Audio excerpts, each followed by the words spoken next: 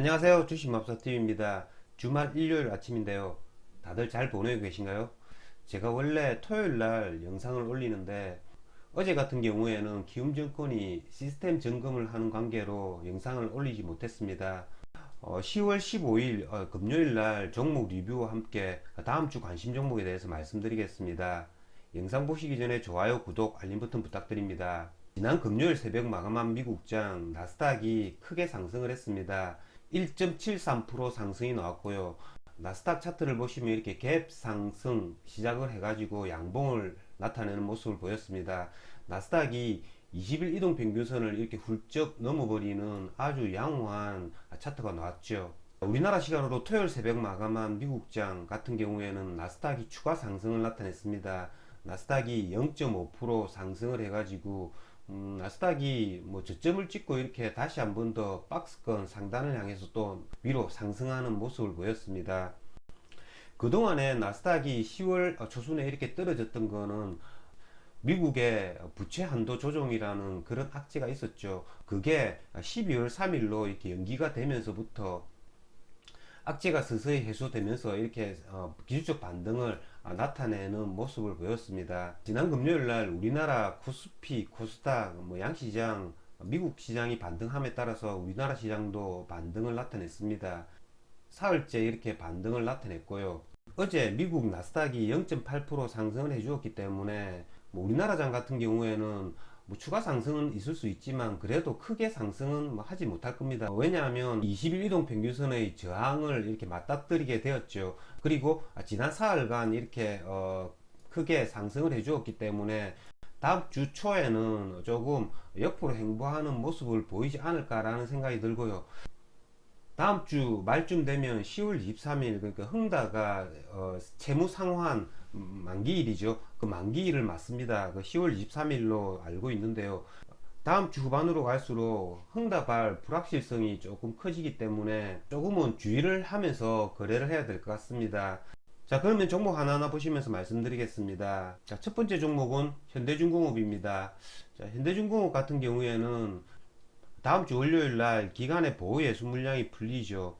기간의 보호 예수 물량이 한 60만 주 정도 출회가 됩니다. 하지만 현대중공업의 호재는 있죠. 코스피 200으로의 편입이라는 그런 호재가 있습니다. 그렇기 때문에 지금 현재 이 기간이 계속 매수를 하고 있고요. 기간도 다양하죠. 이 기간들 중에서도 보호 예수 물량이 풀리면 차익 실현을 하려는 그런 기간이 있을 수 있다는 겁니다. 그렇기 때문에 현대중공업 같은 경우에는 월요일 날 종가에 종가 오버나잇 또 고려를 해볼 수 있다라는 거죠. 제가 현대중공업의 기간의 보유 예수 물량에 대해서는 이전부터 계속 말씀을 드렸기 때문에 그날이 왔다라는 거죠. 자, 다음은 2차 전지 소재주입니다. 자, 2차 전지 소재주들 지난 금요일에도 조정을 받았습니다. 크게 상승도 하지도 못했고 하락도 하지도 않는 그런 모습을 보였다라는 거죠.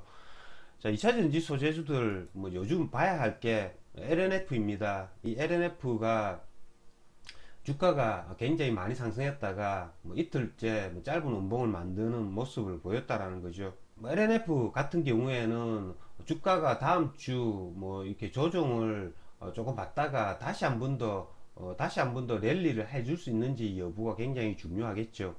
그러면 세로닉스 같은 경우에는 만약에 다음 주 초에라도 5일선 부분이죠. 이런 27,000원대 초반 이런 부분에 온다면 충분히 매수를 해가지고 기술적 반등을 노려볼 수도 있다라는 겁니다. 그건 제가 계속해서 말씀을 드리지만 이 LNF가 MSCI 신규 편입이 될 가능성이 굉장히 많기 때문에 추세가 계속 살아 있을 수 있다라는 겁니다.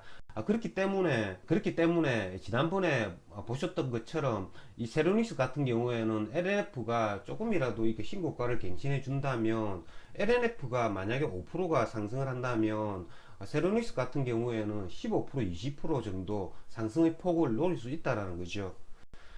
어쨌든 그런 형식으로 다음 주에 LNF 그리고 세노닉스 관심을 기울여 봐야 될 것 같습니다. 자, 다음은 원전 관련주입니다.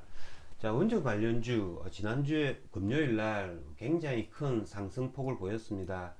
제가 지난 목요일 방송에서 원전 관련주 볼 때 지금 가장 관심 깊게 지켜봐야 할 종목이 두산중공업이라고 말씀을 드렸습니다. 이 원전 관련주들이 처음 움직이기 시작한 게 수요일이었죠. 이 수요일 날 기간의 순매수 물량이 80만 주가 이렇게 들어왔고, 그 다음날 70만 주가 들어왔습니다.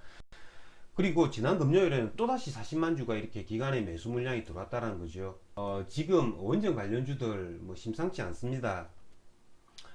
저 같은 경우에는 지난 목요일 날 말씀드린 것처럼 일진파워를 종가 오버나이트를 했죠. 왜 제가 일진파워를 오버나이트를 종가 오버나이트를 했는지는 여러분께 설명을 드린 바가 있습니다.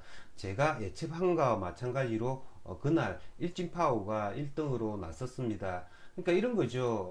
지난 목요일 날 종가가 신고가와의 차이가 이 일진파워가 가장 작았다라는 거죠. 뭐 서전기전 같은 경우에는 조금 차이가 있었고요. 에너토크 같은 경우에는 지난 수요일날 상한가를 갖긴 했지만, 이게 얘 같은 경우에는 매물대가 굉장히 이렇게 많이 포진하고 있다라는 겁니다. 그렇기 때문에 저 같은 경우에는 일진파워를 종가 오버나이트를 했고요. 조금 아쉬운 게 있다면 일진파워가 종가가 27%로 끝났는데요. 상승한 폭에 비해서는 제가 수익 실현한 폭이 조금 작았다라는 거, 그건 조금 아쉬움으로 남습니다.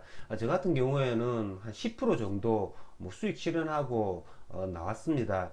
어쨌든 뭐 10%를 수익 실현하든 20%를 수익 실현하든 뭐 상한가를 먹든 그거는 먹는 폭의 차이일 뿐, 맥점의 자리에서 종가 오버나이트를 해갔다라는 거, 그게 중요할 것 같고요.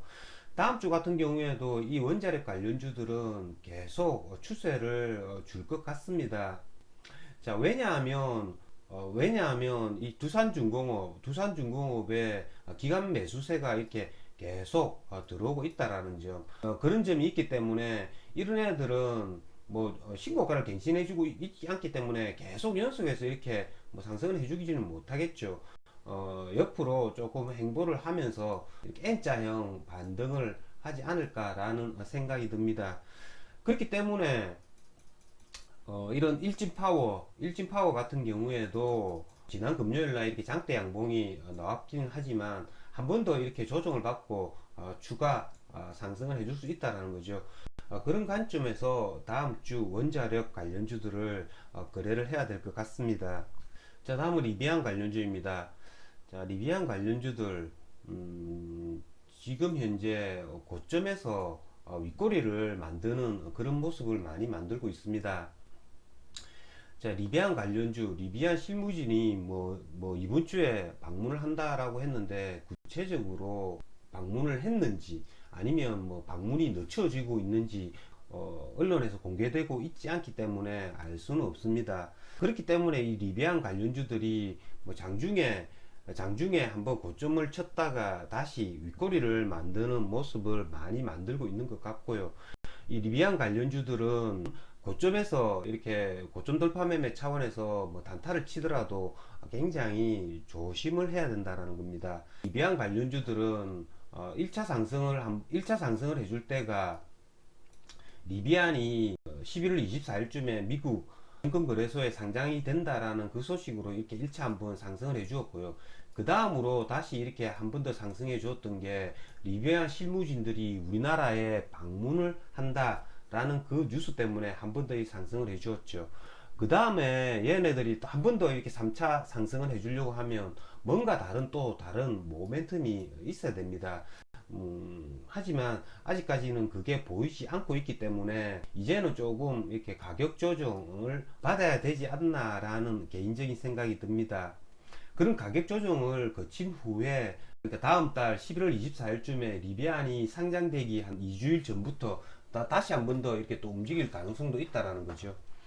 어쨌든 뭐 그런 관점에서 리비안 관련주는 다음 주에 뭐 거래를 해보도록 하겠습니다. 다음은 비트코인 관련주인데요. 비트코인 가격이 지난 금요일 날 다시 역사적 신고가를 이렇게 갱신을 했죠. 주말에도 지금 조금씩 이렇게 상승을 해주고 있습니다. 이런 비트코인 관련주들은 한번 크게 움직일 때가 이렇게 역사적 신고가를 갱신해 줄 때, 그때 한 번씩 크게 움직여 줍니다. 비트코인 가격이 이렇게 역사적 신고가를 갱신해 준 건 미국 정권거래위원회에서 비트코인 ETF를 승인을 했다라는 거죠. 18일부터 거래가 된다라는 겁니다. 그런 거로 말미암아서 이 비트코인 가격이 역사적 신고가를 갱신해 주었습니다. 그로 말미암아 우리나라 비트코인 관련주들이죠. 우리기술, 에이티너 인베스트먼트 이런 애들의 주가 상승을 많이 시켰습니다. 자, 우리기술투자 같은 경우에는 22% 정도 상승을 했고요. 에이티너 인베스트먼트 같은 경우에는 11% 상승을 해주었습니다. 자, 1등이 우리기술투자이기 때문에 우리기술투자만 한번 보시면요.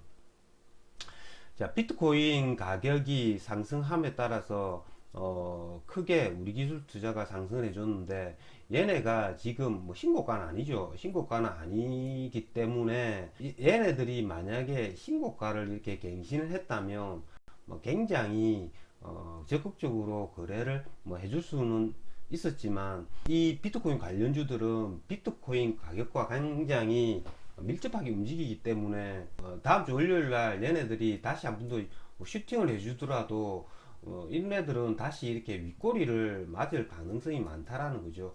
제가 이전에 비트코인 관련주들을 말씀을 드릴 때 이 비트코인 관련주들은 음봉을 맞았을 때 그리고 가격 조정을 보일 때 비트코인의 가격과 함께 종가 분할을 하는 게 굉장히 수익을 많이 시켜준다라고 말씀을 드렸는데요.